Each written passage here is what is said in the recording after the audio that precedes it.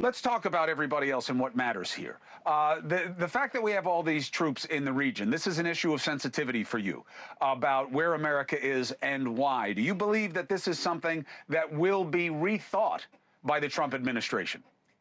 Well, thank you, Chris. It's good to be with you on your show, and I appreciate you recognizing our veterans, my brothers and sisters in uniform, and the many challenges that our veterans in this country still face alongside their families. And to me, the most important commitment that veterans and servicemen and women should have from our leaders in this country, the best way to recognize that service and sacrifice and to say thank you is to make sure that our men and women in uniform are only sent into harm's way, are only sent to war as a last resort, after all measures of diplomacy have been exhausted.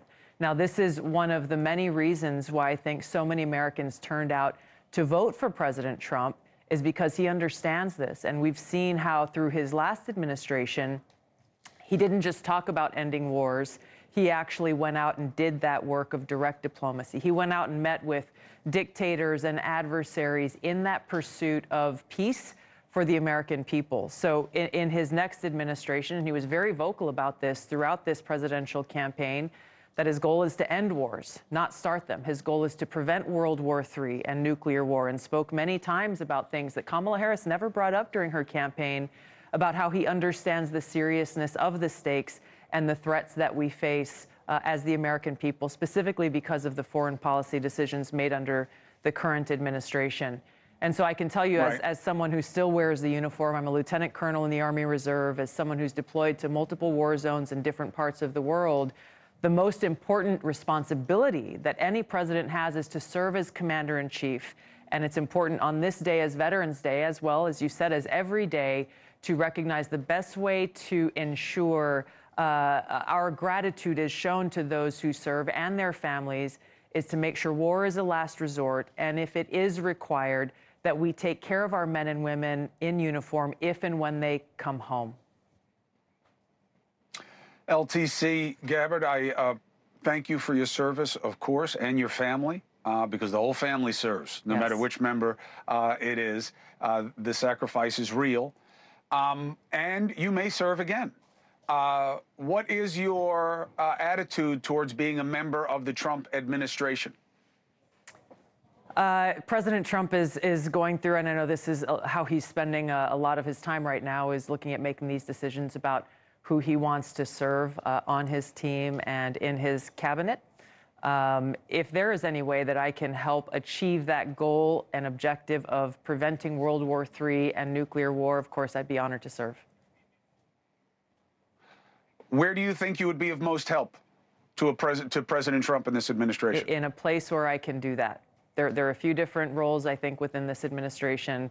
But again, President Trump will make his decision, and it looks like he's already making some announcements this week. They're coming out. We're seeing them. But you've never been one to want to play politics. Have you been active in the process, or you're just waiting to be asked? No, I've been active as a member of the transition team. As you know, Chris, there are thousands of positions that a new administration has to fill within all of these federal agencies. And so we are doing our best to try to bring people together who support President Trump's vision, specifically as it relates to national security and foreign policy, to try to prevent what happened last time, which was he ended up with some neocons around him who were trying to, and I saw this as a member of Congress, they said yes to his face, and then around his back were trying to undermine his objectives so that they could feed their goals of continuing to keep us in a perpetual state of war to the detriment of the American people and our troops. Yeah, I get you, but you got to be careful with just putting loyalists around you right? I mean, you want better minds to the extent that you can have them. It's people who are committed to the Constitution, who support our democratic republic, and the mandate that President Trump has been given by the American people in this election through the popular vote and the electoral vote to reject the neocon warmongers and actually work towards bringing about peace. So let's talk for a second about what that looks like. The 40 to 50,000 that we have in the region, is that something that should be on the table for reassessment? Because I don't care where they are, they're certainly not completely safe. So is that an okay risk for America now?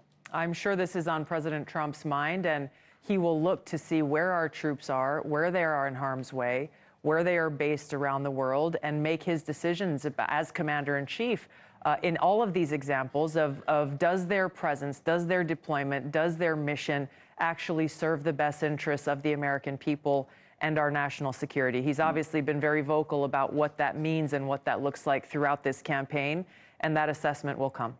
Hey, thanks for watching. Go to joinnn.com to find NewsNation on your screen. And don't forget, click the red subscribe button below to get more of NewsNation's fact-driven, unbiased coverage.